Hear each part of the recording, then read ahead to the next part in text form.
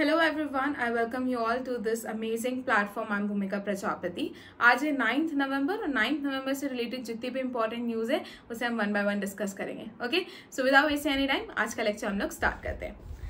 हमारा first news जो है, बिकॉज हम लोग इंपॉर्टेंट डेज के बारे में पढ़ते हैं, तो हमारी जो पहली न्यूज़ है वो है 9th नवंबर को जो हमारा बनाया जाता है, that is national legal services day, right. अब ये नेशनल लीगल सर्विसेज डे बनाया क्यों जाता है? सो बेसिकली वो रीजन्स या वो एरियाज जहां पर लीगल लिटरेसी की कमी है, उन एरियाज में अवेयरनेस क्रिएट करने के लिए या रेज करने के लिए हम लोग नेशनल लीगल सर्विसेज डे बनाते हैं ऑन 9th नवंबर, राइट। इसके अलावा आप लोग याद रखना कि जो लीगल सर्विसेज अथॉरिटीज एक्ट है ये 1995 में इनैक्ट हुआ था। इंपॉर्टेंट है ये चीज याद रखना। और बाकी हम समझ गए कि इसको क्यों बनाया जाता है। तो वो एरियाज जहां पर ये जो लीगल लिटरेसी है, लीगल नॉलेज जो लोगों में होनी चाहिए उसकी कमी है, वहां पर अवेयरनेस रेज करने के लिए हम लोग नेशनल लीगल सर्विसेज डे बनाते हैं। इसके अलावा 9th नवंबर को हम लोग उत्तराखंड डे भी बनाते हैं। उत्तराखंड डे जो है ये 9th नवंबर 2000 को Uttarakhand as a state form हुआ था। दैट्स वाई 9th नवंबर 2000 को हम लोग उत्तराखंड डे बनाते हैं। इसको देवभूमि एंड लैंड ऑफ गॉड्स भी कहा जाता है। अब इसे देवभूमि एंड लैंड ऑफ गॉड्स क्यों कहा जाता है ये आप लोग मुझे बताएंगे कमेंट सेक्शन में। इसके अलावा याद रखना उत्तराखंड फाउंडेशन डे की अगर मैं बात करूं तो इनिशियली ये 19 नवंबर को बनाया जाता था, बट क्योंकि ये लोग इसे अलाइन करना चाहते थे कि जिस डे पर इसका फॉर्मेशन हुआ था उसी डे पर उत्तराखंड फॉर्मेशन डे बनाया जाना चाहिए, दैट्स वाई डेट को चेंज करके क्या कर दिया गया, 9 नवंबर कर दिया गया। याद रखना इस स्टेट को इनिशियल नाम स्टार्टिंग में इसको उत्तरांचल के नाम से जाना जाता था, बट इन ईयर 2007 इसका नाम चेंज करके उत्तराखंड कर दिया है, राइट। इतनी चीजें आप लोग याद रखना। और आप लोग अब मुझे बताएंगे कमेंट सेक्शन में। आप लोगों का फर्स्ट क्वेश्चन आता है उत्तराखंड के चीफ मिनिस्टर कौन है एंड उत्तराखंड की कैपिटल क्या है, ठीक है। ये आप लोग मुझे कहाँ पे बताएंगे, कमेंट सेक्शन में। ओके, बढ़ते हैं नेक्स्ट न्यूज की तरफ। नेक्स्ट न्यूज है हमारी मिलिट्री हेरिटेज फेस्टिवल के बारे में। इंपॉर्टेंट न्यूज है। ये फेस्टिवल जो है हाल ही में दिल्ली में बनाया गया है और न्यू दिल्ली में इस फेस्टिवल को रिसेंटली लॉन्च किया है। इसका मेन जो एम है वो है कि ये लोग इंडिया की जो नेशनल सिक्योरिटी है और जो मिलिट्री हेरिटेज है उसे प्रमोट करना चाहते हैं, ठीक है, और इस पे डिस्कशंस जो है करना चाहते हैं, इसलिए इस फेस्टिवल को बनाया गया था। अब ये चीज समझो कि ये जो फेस्टिवल्स, इस तरीके के जो फेस्टिवल्स होते हैं ना, इनका एम होता है कि प्लेटफॉर्म प्रोवाइड करें। प्लेटफॉर्म किसको प्रोवाइड करें? जो बड़े बड़े स्कॉलर्स होते हैं, इंटरनेशनल स्कॉलर्स, इंडियन स्कॉलर्स, उन लोगों को एक प्लेटफॉर्म प्रोवाइड किया जाए ताकि ये लोग डिस्कशन कर सके। तो अगर इस फेस्टिवल की मैं बात करूं तो यहाँ पर ये किन चीजों पे डिस्कशन करना चाहेंगे कि इंडिया की नेशनल सिक्योरिटी को किस तरीके से बरकरार रखा जाए और मिलिट्री हेरिटेज को किस तरीके से प्रमोट किया जाए। डेफिनेटली इसी तरीके की बातें हो रही होगी। तो ये प्लेटफॉर्म प्रोवाइड करते हैं, इंटरनेशनल और ग्लोबल एक्सपर्ट्स को प्रोवाइड करती है, कॉर्पोरेशन, स्कॉलर्स, ताकि यहाँ पर जो डायलॉग हो ना, जहाँ पे जो डिस्कशंस होते हैं वो एक मीनिंगफुल डिस्कशंस हो, राइट। तो इसलिए ये एक प्लेटफॉर्म प्रोवाइड करता है और फेस्टिवल का एम है इंटरनेशनल सिक्योरिटी को प्रमोट करना एंड मिलिट्री हेरिटेज को प्रमोट करना। अब इसका जो ना मेन हाईलाइट है, राइट, इस पूरे जो ये पूरा जो फेस्टिवल हुआ है इसका मेन हाईलाइट है, यहाँ पर एक प्रोजेक्ट लॉन्च किया गया है। उस प्रोजेक्ट का नाम है शौर्य गाथा। अब ये प्रोजेक्ट शौर्य गाथा क्या है इसे हम लोग देख लेते हैं, राइट। वन बाय वन चीजों को समझते हैं हम लोग। तो ये हाईलाइट है इस फेस्टिवल का। इस प्रोजेक्ट को ज्वाइंटली कोलैबोरेटिव जो है लॉन्च, इस इनिशिएटिव को स्टार्ट किया है। किसने किया है? तो department of military affairs and United services institution, that is USI India ने मिलकर इसे लॉन्च किया है। इस प्रोजेक्ट का एम है to conserve and promote India's military heritage, right. और ये प्रोजेक्ट की पता है सिग्निफिकेंस क्या है? हम इस प्रोजेक्ट के थ्रू हमारे जो सिटीजन्स हैं, स्पेशली जो यूथ है, उनके अंदर देश भावना की जो है ना बात जगाना चाहते हैं कि वो लोग समझे कि भैया हमारे जो मिलिट्री में हमारे जो सोल्जर्स हैं वो लोग क्या सेक्रीफाइसेस दे रहे हैं, राइट। वो हम इन लोगों से कनेक्ट कर सके, इसलिए प्रोजेक्ट शौर्य गाथा को मेनली शुरू किया है। तो it intended to engage citizens, specially youth, with India's military history, fostering a deeper understanding के इंडिया के सोल्जर्स, इंडिया की जो हिस्ट्री रही है पास्ट में, उन चीजों की डीपर अंडरस्टैंडिंग हो और सेक्रीफाइसेस जो हमारे सोल्जर्स ने बनाए हैं उनके बारे में इन लोगों को नॉलेज हो और जो अचीवमेंट्स हमारे मिलिट्री फोर्सेस ने अचीव करा है उनके बारे में भी हमारे यूथ को पता हो, ठीक है। It aims to create a sustainable framework for military heritage conservation and public engagement, enhancing the visibility of India's defense history. Clear? यहाँ तक बातें समझ में आई। इसके अलावा ना इस फेस्टिवल में कुछ बुक्स भी पब्लिश हुई थी। अब यहाँ पर मेक श्योर इस स्लाइड को ना एक बार देख लो, क्योंकि मतलब एक बार पढ़ लोगे ना तो आपके सबकॉन्शियस माइंड में याद आएगा। बुक्स से भी क्वेश्चन पूछे जाते हैं तो आपको ऑथर्स इसके एक बार याद रखने। पहली बुक है because of this a history of Indo पाक एयर वॉर दिसंबर 1971। ये लिखी है एयर मार्शल विक्रम सिंह ने। ये बेसिकली बताता है जो एयर बैटल्स हुई थी 1971 में इंडिया पाकिस्तान के बीच में, उसकी इंफॉर्मेशन हमें यहाँ से मिलती है। लिखी किसने? विक्रम सिंह ने। वेलोर एंड ऑनर ये किसने लिखी है? तो ये इसको जॉइंटली पब्लिश किया है Indian army and united service institution USI India ने। फिर silent weapons deadly secrets unveiling the bio weapons arm race, ये बुक याद रखना। इसे विनोद खंडारे ने एडिट करी है। इसके राइटर है मृण्मय भूषण। ठीक है, इंपॉर्टेंट बुक है, ये याद रखना। ये बुक बेसिकली क्या बताती है कि किस तरीके से जो बायोलॉजिकल वेपन्स के डेवलपमेंट हो रहे हैं, इट इज क्रिएटिंग डेंजर, एक थ्रेट क्रिएट कर रहा है, राइट, एक थ्रेट पोज कर रहा है कंट्रीज के ऊपर, उसके बारे में ये बुक बताता है। किसने लिखी है? तो मृण्मय भूषण ने, राइट। यहाँ तक आई होप न्यूज की सारी चीजें आप लोगों को समझ में आई होगी एंड कोई डाउट नहीं होगा। नेक्स्ट न्यूज है हमारी, Madhya Pradesh increases women's reservation to 35%। Madhya Pradesh ने वुमेन के रिजर्वेशन को 35% तक बढ़ा दिया है। अब यहाँ पर क्या है कि इनिशियली जो स्टेट गवर्नमेंट जॉब से एमपी में जो दी जाती थी, इसमें 33% का रिजर्वेशन दिया जाता था। इस रिजर्वेशन को 33% से बढ़ाकर कितना कर दिया गया है? 35% कर दिया है, राइट। तो ये हमारी जो कैबिनेट है मध्य प्रदेश की, दैट इज मोहन यादव वाली, उन्होंने क्या करा है? इस रिजर्वेशन को बढ़ाया है, अप्रूव करा है कि महिलाओं को रिजर्वेशन 35% तक दिया जाएगा। फिर ये सभी गवर्नमेंट डिपार्टमेंट्स पर अप्लाइड होगा, फिर चाहे वो एमपीपीएससी हो या ईएसबी हो, that is employment selection board हो। इसका एम है महिलाओं के पार्टिसिपेशन को बढ़ाना गवर्नमेंट जॉब में। बैकग्राउंड ये है 1997 में जो Madhya Pradesh civil services special provisions था for appointment of women rules, इसके बेसिस पर रिजर्वेशन 33% का दिया गया था। बट जो हमारे फॉर्मर चीफ मिनिस्टर थे मध्य प्रदेश के, शिवराज सिंह चौहान, इन्होंने ये प्रस्ताव रखा था कि महिलाओं को 35% तक का रिजर्वेशन दिया जाना चाहिए।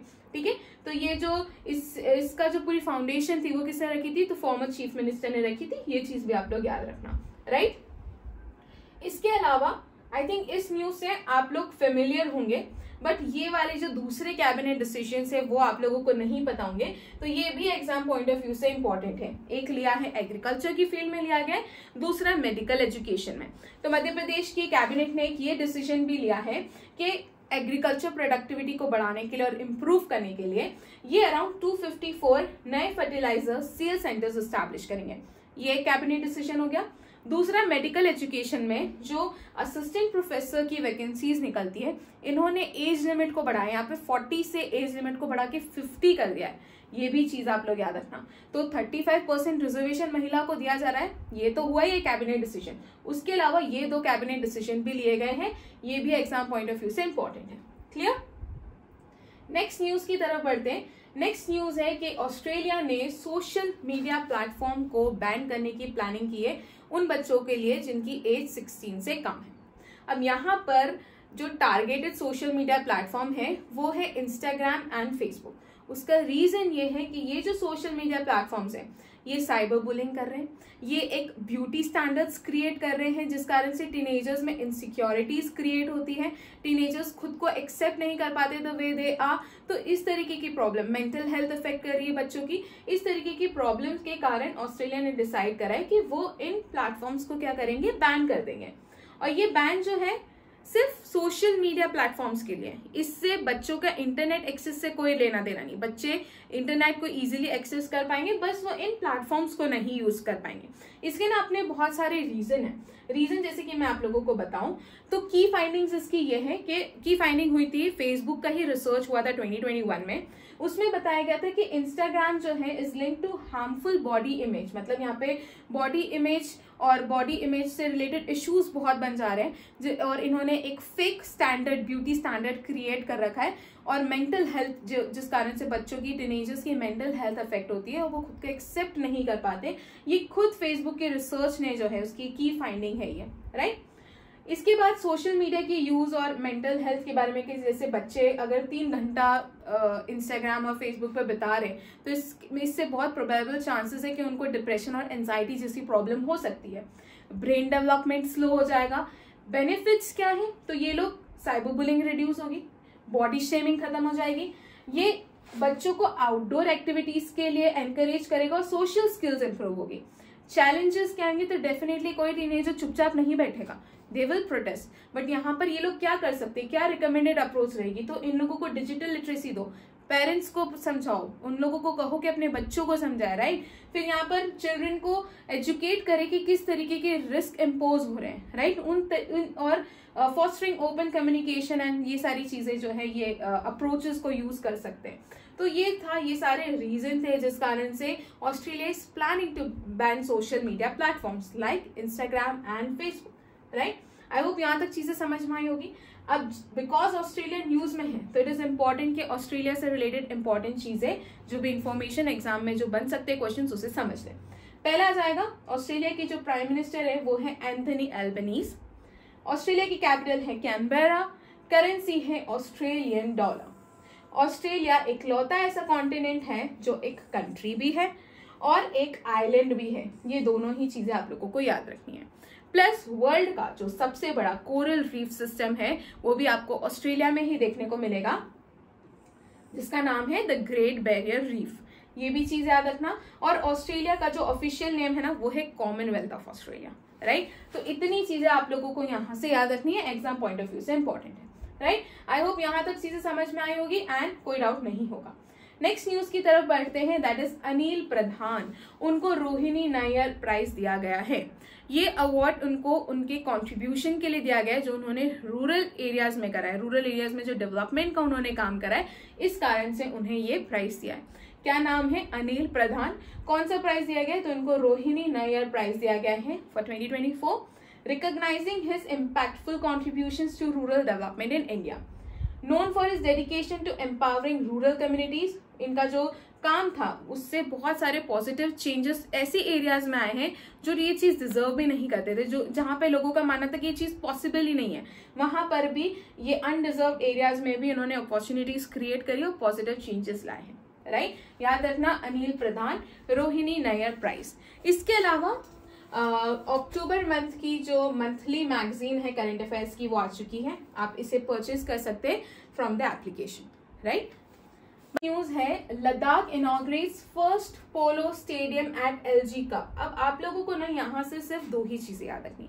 पहली चीज, लद्दाख का पहला पोलो स्टेडियम इनॉग्रेट हो चुका है। ये लद्दाख में पहला स्टेडियम है और इसका मेन मकसद क्या होगा? तो डेफिनेटली इंफ्रास्ट्रक्चर और टूरिज्म को बूस्ट करने के लिए ये स्टेडियम बनाया गया है। लद्दाख के जो गवर्नर ब्रिगेडियर है उनका नाम याद रख लेना, उनका नाम है मिस्टर बी.डी. मिश्रा। फिर ये एक एलजी हॉर्स पोलो कप जो 2024 है, the 4th LG horse polo cup, ये गोशनदान द्रास में इसको इनॉग्रेट किया गया, ये भी चीज याद रखना। कल्चरल सिग्निफिकेंस है, डेफिनेटली पोलो डीपली रूटेड है उनके कल्चरल स्पोर्ट्स के साथ, इसलिए भी ये इंपॉर्टेंट हो जाता है, राइट। तो ये चीज याद रखना, यहाँ से इससे ज्यादा आप लोगों को कुछ याद रखने की जरूरत नहीं है। नेक्स्ट क्वेश्चन आ जाता है, इंडिया बिगिंस पूर्वी प्रहार, that is tri services drill. अब यहाँ पे ना ड्रिल मतलब समझो, ड्रिल मतलब क्या होता है? एक ट्रेनिंग होती है, एक प्रैक्टिस होती है जो मिलिट्री को करवाई जाती है। तो यहाँ पर एक प्रैक्टिस या ड्रिल हो रही है ईस्टर्न लद्दाख वाली साइड। उसका क्या कारण है? और ये भी ट्राई सर्विसेज ड्रिल है। ट्राई सर्विसेज मतलब यहाँ पर आर्मी भी कर रही है, नेवी भी कर रही है और एयर फोर्सेस भी कर रही है, राइट। तो यहाँ पे ट्राई सर्विसेज ड्रिल आपको देखने को मिलेगी। अब ये क्या है पूर्वी प्रहार और ये क्यों किया जा रहा है? तो हाल ही में डिसएंगेजमेंट देखने को मिला था इंडिया एंड चाइनीज ट्रूप्स के बीच में, राइट, जिस कारण से it was very necessary, strategically भी बहुत इंपॉर्टेंट था कि इस तरीके की एक ड्रिल की जाए so that we can showcase them कि अब हम लोग ना प्रोएक्टिव स्टेप्स लेने लगे हैं। अब हम लोग पीछे बैठ के ना पहले देखेंगे कि अटैक्स हो रहे हैं फिर कुछ रिएक्ट करेंगे, हम उसमें से नहीं है, हम लोग प्री प्रिपेयर्ड है, राइट। तो इसलिए ये ड्रिल किया गया है।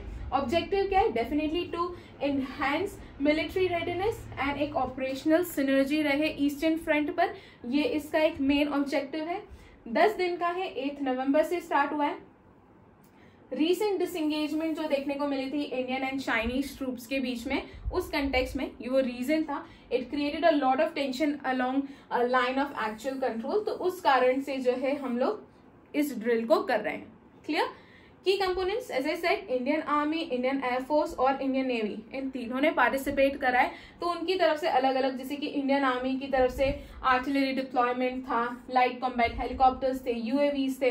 इंडियन नेवी की बात करूं तो यहाँ पर मार्कोस है, दैट इज मराइन कमांडोज आपको देखने को मिलेंगे. तो ये चीज आप लोग याद रखिएगा. राइट. बड़े हमारे नेक्स्ट स्लाइड की तरफ. सिग्निफिकेंस देख लो, मैंने क्या कहा, अब हमारी प्रोएक्टिव डिफेंस स्ट्रेटेजी है. राइट. अब हम लोग बैठ के देखने वाले लोग नहीं हैं. तो ये it indicates India shift toward proactive stance in securing borders एमिड ongoing tensions with China. Right. फिर स्ट्रेटेजिक सिग्नल की बात करूं तो इट एम्फेसिस इंडियाज रेडीनेस के, ये बताते हैं कि हम कितने रेडी, हम लोग, हमारी प्रैक्टिसेस चल रही, ट्रेनिंग चल रही मिलिट्री वालों की. तो ये शो कर रहा है, ये जो ड्रिल चल रही है ये शो कर रहा है कि हम लोग कितने रेडी है किसी भी तरीके के, अगर कुछ अटैक होता है उसके लिए हम कितने प्रिपेयर्ड हैं. ये वो स्ट्रेटेजिक सिग्नल शो करता है. ठीक है. It emphasizes India's readiness to protect sovereignty while balancing diplomatic efforts to ease LAC tensions. ठीक है. लाइन ऑफ एक्चुअल कंट्रोल की टेंशंस को देखने के लिए. अब आ जाते हैं हमारे क्वेश्चन की तरफ. क्वेश्चन ये पूछा जा रहा है कि बीदर फोर्ट जो हाल ही में काफी ज्यादा न्यूज में बना हुआ है, ये कौन से स्टेट में. इसका करेक्ट आंसर है ऑप्शन ए, कर्नाटका. ये न्यूज में क्यों बना हुआ है वो भी चीज देख लीजिए. तो कर्नाटका में जो वक्फ बोर्ड है, अब ये बीदर फोर्ट में ना बहुत सारे मॉन्यूमेंट्स हैं. इसमें से 17 ऐसे मॉन्यूमेंट्स हैं जिसे वक्फ बोर्ड ने अपनी प्रॉपर्टी कहा है, that to without informing archaeological survey of India. और जो लोकल कस्टोडियन है बीदर फोर्ट के, उनको बिना इन्फॉर्म करे इस तरीके का डिसीजन लिया, जिस कारण से बहुत ज्यादा मैस हो गया है. ये न्यूज काफी ज्यादा आपको देखने को मिली होगी. बट हमें यहाँ पर क्या देखना है, हमें पता है कि अगर बीदर फोर्ट न्यूज में बना हुआ है तो हमें बीदर फोर्ट से रिलेटेड सारी नॉलेज होनी चाहिए, सारी इन्फॉर्मेशन होनी चाहिए. तो पहली चीज तो ये पूछ लिया जाएगा कि बीदर फोर्ट जो है ये कहाँ पर है. तो ये कर्नाटका में है, कर्नाटका स्टेट में है. दूसरा, इसका हिस्टोरिकल बैकग्राउंड याद रखना, लाइक ये कौन सी डायनेस्टी से एसोसिएटेड है. तो ये वेस्टर्न चालुक्य डायनेस्टी से एसोसिएटेड है. बहमनी इन्फ्लुएंस काफी ज्यादा देखने को मिलता है, बिकॉज जो सुल्तान थे 1413 में, सुल्तान अहमद शाह वाली बहमनी डायनेस्टी के, उन्होंने बीदर को अपनी कैपिटल बनाया था और उन्होंने फोर्ट को एक्सपेंड करने का भी काम करा था. राइट. तो इस कारण से ये बीदर फोर्ट इंपॉर्टेंट हो जाता है और बीदर फोर्ट से रिलेटेड जो बातें हैं वो भी इंपॉर्टेंट हो जाती है. कंस्ट्रक्शन की बात की गई है, ट्रैप रॉक से बना है और जो फोर्ट की वॉल्स है वो स्टोन और मोटार से बनी हुई. तो इस तरीके की इंफॉर्मेशन भी यहाँ पर है, but it is not important. जो बातें इंपॉर्टेंट थी वो मैंने आप लोगों को बता दी है. क्लियर. अब बढ़ते हैं हमारी नेक्स्ट न्यूज की तरफ. हमारी नेक्स्ट न्यूज है ओकिनाविसिनस टेकड़ी which was seen in news belongs to which species. अब ये जो टेकड़ी वर्ड है ये एक मराठी वर्ड है जिसका मतलब होता है हील. तो ये एक स्पाइडर की स्पीशीज है, ये चीज याद रखना.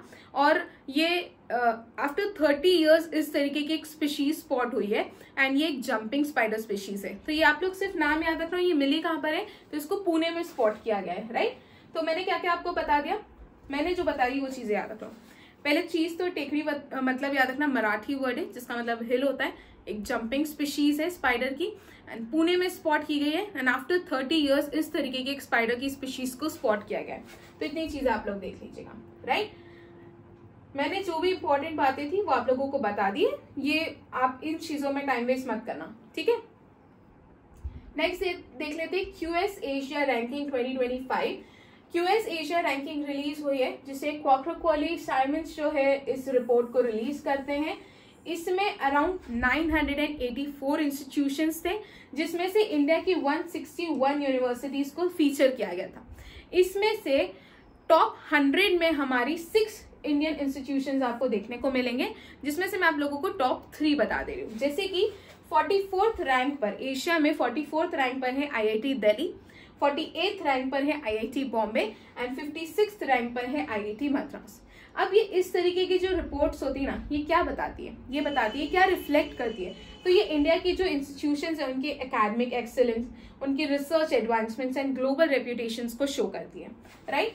सो आप लोगों को क्या याद रखनी है, रैंकिंग्स याद रखनी, रिलीज कौन करता है ये याद रखना है। टोटल कितने इंस्टीट्यूशन है, 984। इंडिया के कितने फीचर हुए, 161।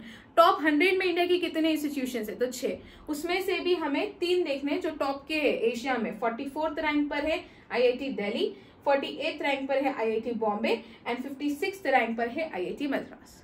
ओके, यहां तक चीजें समझ में आई। तो अब हम बढ़ते हैं आगे हमारी नेक्स्ट न्यूज की तरफ। हमारी नेक्स्ट न्यूज है what is agrivoltaic farming which was highlighted in international solar alliance event. अब यहाँ पर आपको एक फोटो दिख रही है, ये फोटो दिख रही है आपको, नीचे जो है खेती की जा रही है और खेती के ऊपर आपको सोलर पैनल्स दिख रहे हैं। ठीक है, ये चीज क्या बता रही है कि किस तरीके से हम एक लैंड को साइमल्टेनियसली यूज कर सकते हैं। एक तो हम इसके थ्रू खेती कर रहे हैं, क्रॉप प्रोडक्शन कर रहे हैं, दूसरे हम इसके थ्रू सोलर एनर्जी भी जनरेट कर रहे हैं।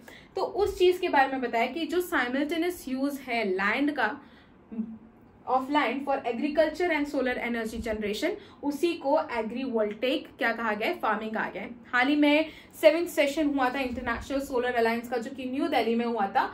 वहां पर जो है एग्रीवोल्टेक फार्मिंग के बारे में बताया गया था, जिसका मतलब मैंने आप लोगों को समझा दिया है। एग्जाम पॉइंट ऑफ व्यू से वेरी इंपॉर्टेंट। ओके, आगे बढ़ते हैं हम लोग। ये इवेंट मैंने बता दिया आपको न्यू दिल्ली में हुआ था, 7th सेशन था। इसमें सस्टेनेबल एनर्जी सॉल्यूशंस एंड जो एग्रीवोल्टेक फार्मिंग है इस पे काफी ज्यादा फोकस किया गया था।